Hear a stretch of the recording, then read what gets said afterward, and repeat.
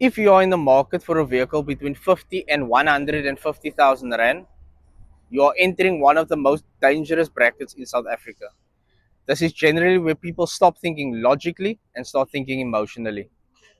In this video, I'll show you 10 things that you need to understand before purchasing a car in this price bracket.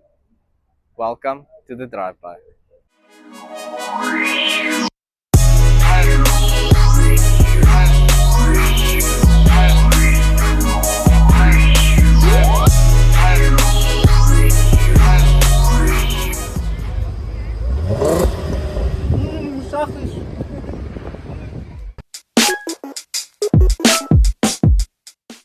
At this price range, cars start to look modern and they start coming with all the bells and the whistles.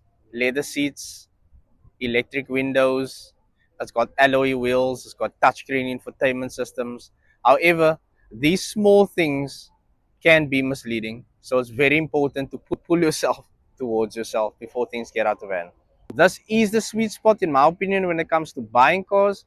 However, just because you can afford to buy it doesn't mean that you can afford the repair cost that comes with it. So please guys, in this segment, the important word here is to stay calm. You will start seeing German cars in this bracket, some being performance as well. GTIs, BMW 1 Series, old 3 Series. And these may look appealing, however, you need to realize that maintenance is still a key factor. And if you don't understand the running costs of these vehicles, because generally they do acquire more attention when it comes to maintenance, these vehicles might continue to burn a hole in your pocket from the day you buy it until the day you get rid of it. The important thing to remember here is forward thinking. I guess that is two words, but we can add a little hyphen in the middle.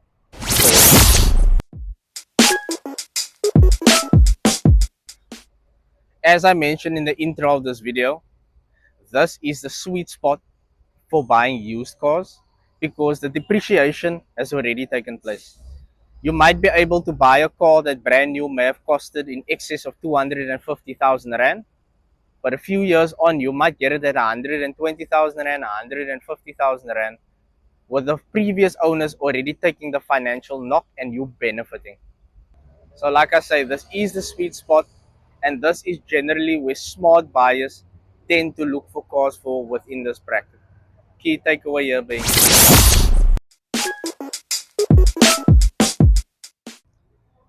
many people may say that a newer car is a better car. This isn't always the case. And in my personal opinion, I would rather own a 2013 model car that's in a good condition than own a 2018 model car that has been neglected and poorly taken care of. So newer isn't always better, and this is where the service book, the condition of the car, and the interior of the car itself inside will tell you a much better story of the car that you might be interested in. Service history is important in any bracket. However, in the sweet spot, it becomes critical. As the cars become more expensive that you are looking at, so does the running costs as well as the servicing costs. It is very important to have a service book or any form of reputable service history, whether it be invoices or a printout from VW. Otherwise, how else would you know what has been done to this car in its lifespan, or if it has been well maintained for the mileage that the car has? So guys, this is very important. A service book is the equivalent of a photo album, let's put it that way. It is your car or your engine's photo album that proves that during its time, X, Y, Z has been done. So very important here guys, the takeaway word here is service. This is the budget where your turbocharged engines are introduced. Whether you're looking at the Golf GTI, a Polo GTI, Ford Focus, Ford Fiesta, ST, all of them come with the turbocharger, and I'm just using those as examples. The turbocharger does come with additional parts, then that being boost pipes, turbo seals, intercooler, and most of these parts do require routine maintenance and they add complexity to your engine. So very important here guys, the takeaway point here is maintenance, because a turbocharger has the power to damage a lot of other things around your engine. even oil usage if those seals on your turbocharger are faulty. So guys,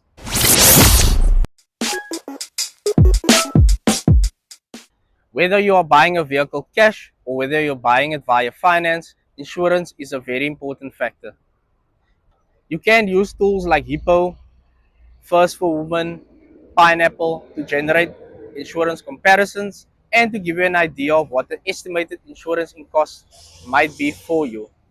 Keep in mind, the longer you have your license, the cheaper you will pay for your insurance, and the younger you are, the more you will pay for insurance. These are all things to keep in mind when it comes to buying cars, especially in this bracket, and it is very important for you to do your homework prior to purchasing a vehicle. The key takeaway from this point being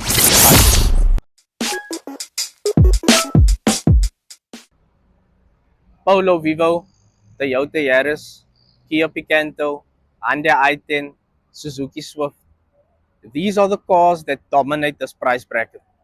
Why do they dominate this bracket? They are affordable, they are easy to maintain, and they are common cars. When cars are common, parts are everywhere.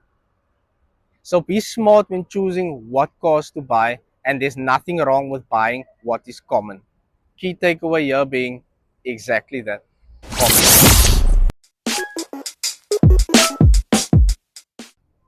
What you will also see in this bracket, en asseblief, bly so ver weg as moontlik.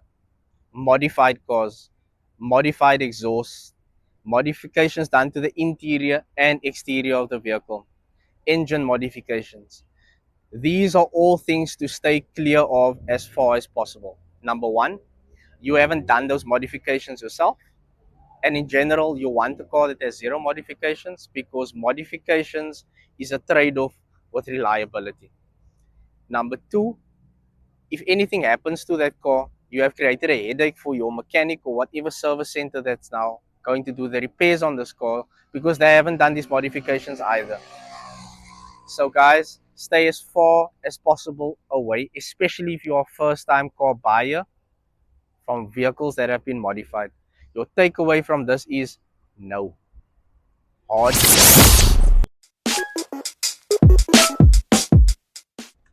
Your first car should make your life easier, not bring you sleepless nights. A reliable car is always better than an exciting car that constantly needs repairs. Buy smart, take someone with you if you need help, but ensure that you are buying reliability and not something that's going to impress everyone but gives you sleepless nights. The key takeaway here being peace.